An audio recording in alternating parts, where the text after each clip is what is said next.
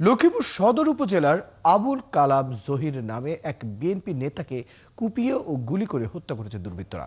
চন্দ্রগঞ্জ থানার ভারপ্রাপ্ত কর্মকর্তা ফয়জুল আজিম জানান, শনিবার রাত 8:30টার দিকে পশ্চিম লতিফপুর গ্রামের সড়কে এই ঘটনা ঘটে।